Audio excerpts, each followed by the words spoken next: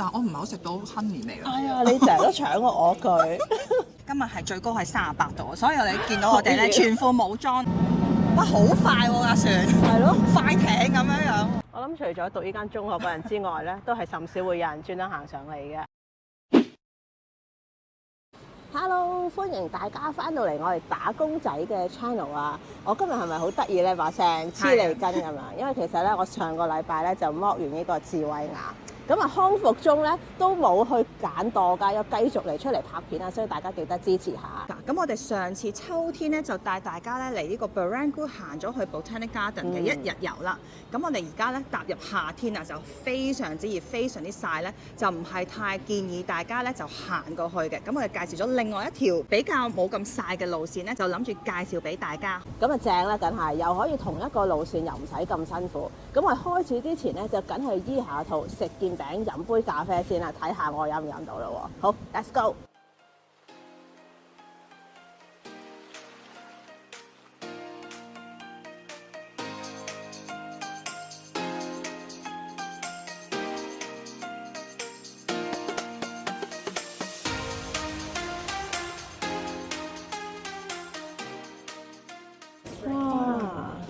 即係大熱天時最好就係飲杯凍冰冰嘅咖啡啦。咁我哋咧就嚟到呢度咧買咗好多。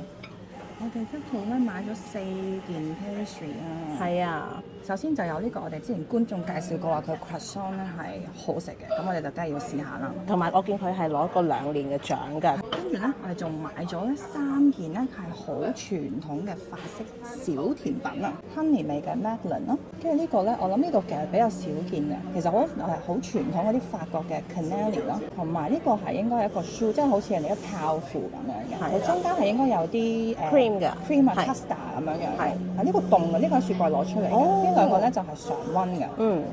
咁呢4樣嘢加埋2杯嘢飲咧，係33蚊。咁我覺得呢個地段都唔錯。OK 喎，咁你想試邊個先？咁我應該試凍嗰個先啦。試凍嗰個先啊？係咯。超多 cream 咯，我好耐冇食過咁好食嘅泡芙喎。係嘛？其都有啲腍，但我覺得佢係焗到啱啱好，同埋佢個 cream 咧係好 creamy 同埋甜度足夠咯。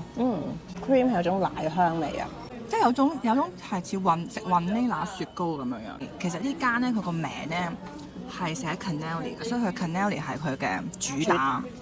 有啲都切咗啦，睇個樣咧係超正宗喎。因為 cannelli 我記得咧，我哋去波爾多嗰時咧，波爾多好多人都知道佢係好出名出佢嘅紅酒啦。咁嗰時好傳統嘅做法，我記得佢話佢用好多蛋啊，蛋清啊，咁變咗好多蛋黃咧就剩翻。咁樣嗰啲人咧就為咗唔好浪費蛋黃咧，就研發咗呢一個甜品出嚟啦。好叻啊！係咪？我有聽書嘅嗰陣時，我去。佢係出邊咧係外脆內軟嘅，所以其實呢個佢做得好好，又係好重嘅雲呢拿味啦。雖然佢話應該有擺 rum 嘅，佢有少少 rum 嘅香味，但係因為佢焗完咧就冇咗 rum 嘅酒味啦，但係佢又留翻呢個 rum 嘅香味。呢個我 recommend。我覺得如果中意咧，我覺得呢間咧係真係好正宗咯。我覺得同你喺即係法國波爾多食嘅咧係差唔多咁滯㗎啦。我 approve 呢間係真係好 French 啊。好 French。好 French。好，試下個 Madeleine 啦。我覺得 Madeleine 好得意嘅，佢一邊咧就好似好似貝殼，係好似陶瓷餅咁樣。但係一邊咧就係咯拱起咗，好似陶瓷咁樣。網上好多人 review 咧都有話佢呢個係蜜糖，係正嘅，因為佢係蜜糖原味同埋朱古力味。會唔會好乾啊？唔會啊！我啱啱想講，我成日驚啲蛋糕仔咧會好乾啦，擺到，因為佢就咁樣擺到嘅啫嘛，一啲都唔乾咯。佢係有少少。因為佢窿嗰度有少少脆咧，跟住入邊咧係好似你咁講，佢唔乾㗎。但係我唔係好食到 honey 味咯。哎呀，你成日都搶我句，我又係話佢好似你太慢啦，個蜜糖味唔係好出啊。唔知係咪好似原味咁樣？佢咪擺錯咗啊？我懷疑佢係擺錯咗嗰個 label 啊！呢個係原味嚟㗎，但係好食嘅。但係都好食嘅。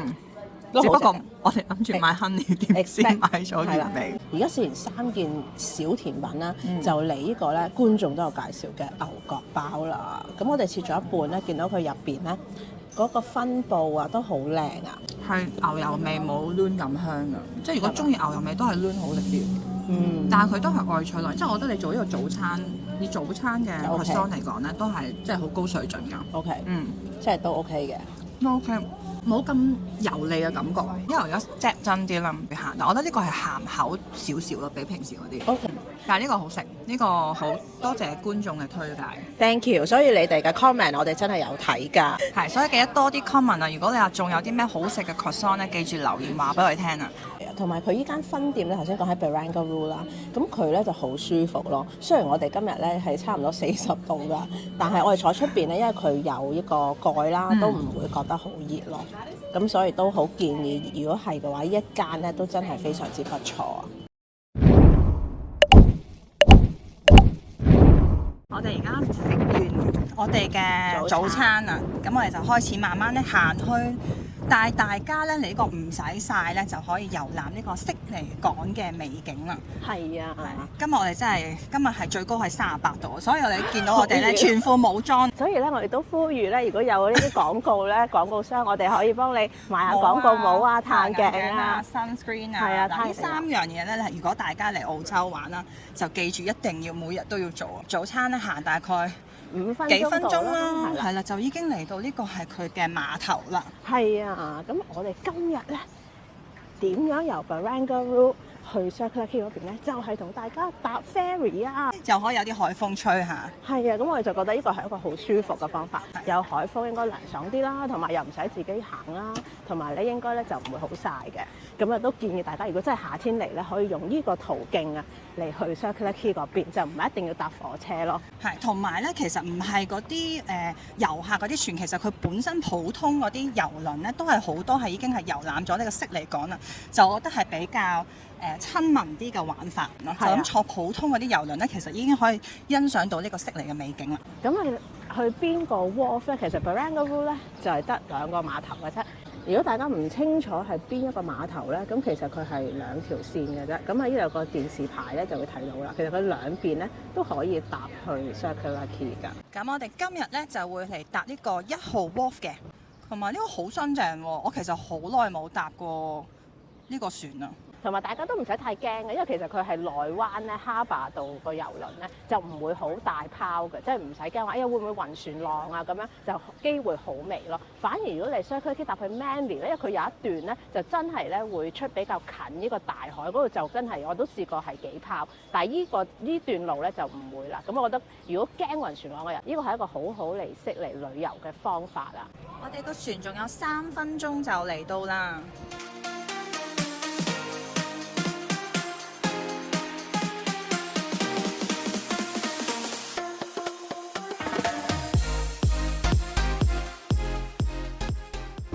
開船啦！係啊，我哋上咗船啊，入邊窗口位咧就冇啦，但係又為咗拍片咧，我哋唯有咧曬住咁樣俾大家嚟睇下呢個靚景啊！而家 OK，因為船開咧反而有風咧，唔覺得咁熱咯。係，但係大家都係要做好呢個防曬㗎。係啊！哇，好快喎架船！係咯，快艇咁樣樣。佢細，哇！你唔好睇佢細架，佢都幾快啊！係咯。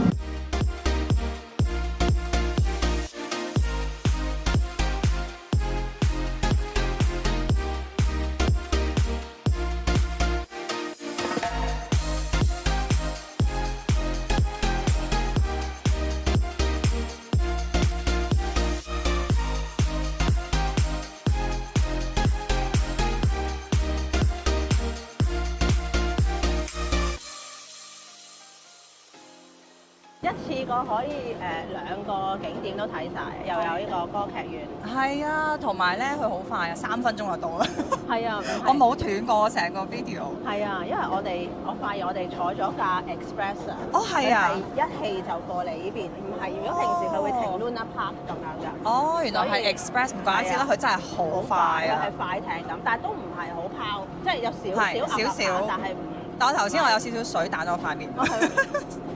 為咗拍片咧，我食咗幾滴海水。係啊，好靚啊！呢度真係好難得啊！今日個海又藍，個天又藍。係咯，哇，超正啊！係啊，同埋咧我發覺嗱，大家嚟如果喺 Barangaroo 搭，你一定要企喺我哋而家係左手邊嘅。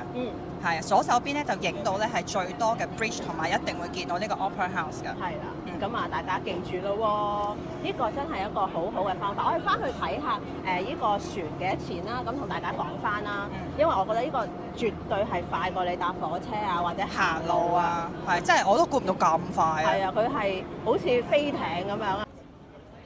係啊！真係唔好話澳洲人冇效率啊！我睇個鐘咧，我哋10分鐘咧由我哋入閘上船啦，係可以嚟到 Circular Quay 嘅。係，我都好 surprise， 我都嚇親。係，我住咗喺度咁多年，我都覺得咦。係。好啦，咁我哋嚟到 Circular Quay 咧，其實上次個路線咧喺 Barangaroo 就一路行去 Botanic Garden，即係 Opera House 嗰邊嘅。咁今日咧就帶你哋行一個新少少嘅路線咧，就係向翻 The Rocks 嗰邊行啦喎。咁究竟 The Rocks 有咩睇咧？就一齊陪我哋去啦！幾有 feel 喎！你呢度咁樣行，係咪啊？佢有啲紅色嗰啲牆啊！哦，呢度叫做咧 Nurses Walk 啊！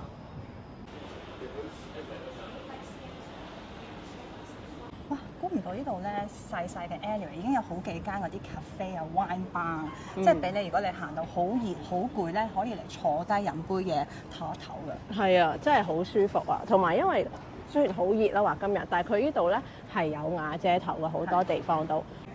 係好舒服，呢度好適合影相喎，真係。係咪？我同埋覺得咧，有啲似嗰啲咧，係咪嗰啲歐洲嗰啲小鎮嗰啲街道嘅感覺？係啊，有啲西班牙。係咪西班牙、意大利 feel？係啊，真係似喎。嗱，嚟到 The Rocks 又可以睇翻我哋之前有一集 market 㗎。佢而家其實佢係 weekend 咧，多數都會有呢啲小 market 咧，大家都可以嚟行下嘅。同埋我上次都介紹過啦，其實 The Rocks 嘅 market 咧係比較多手工藝啊，同埋好多悉尼嘅紀念品㗎，即係好得意。譬如會有樹熊做嘅 BB 衫啊，咁我覺得幾特別咯。咁呢度咧都係非常之英式嘅感覺。最有歷史嘅小區 suburb 之一啦。咁上次咧就同大家行 market 呢條片嗰陣時咧，就教大家喺嗰度行上嗰幾條樓梯就可以行一個 Harbour Bridge 啦。因為 Harbour Bridge 咧就係暴曬嘅狀況咧，就都唔建議咧呢個12點或者夏天嚟做嘅。所以我哋今日咧就帶你去另一個地方，都係帶大家行 Bridge 嘅。究竟去邊度咧？就跟我哋一齊行啦喎！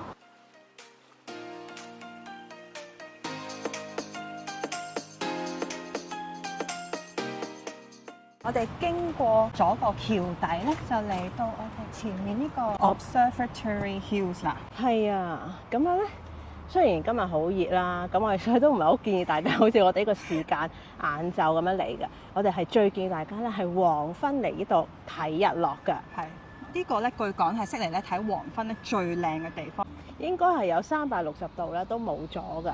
咁我哋而家上去睇一睇啦。其實呢個可能都係一個比較 secret 嘅 spot 啊，因為我諗可能好少人會嚟 Observatory Hill 咧，會唔會？係啊，我諗除咗讀呢間中學嘅人之外咧，都係甚少會有人專登行上嚟嘅。呢個係悉尼小眾景點啊，因為其實嗰度咧有個涼亭咧，係個睇個風景睇得幾靚嘅。係啊，同埋其實呢度咧都有係真係叫 Observatory Hill 咧，係因為佢真係有個 observatory 㗎。咁你夜晚嚟咧，其實係可以 book 佢有啲 tour 咧，係睇星星啊。涼亭啊，已經有人喺上面霸即個靚位。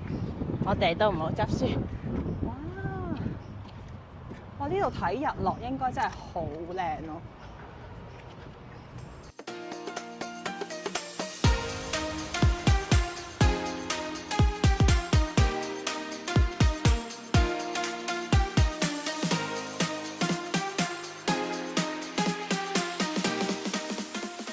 非常漂亮啊！我哋趕走咗頭先，我哋唔係，我哋並不是趕走，我哋嚇走應該係。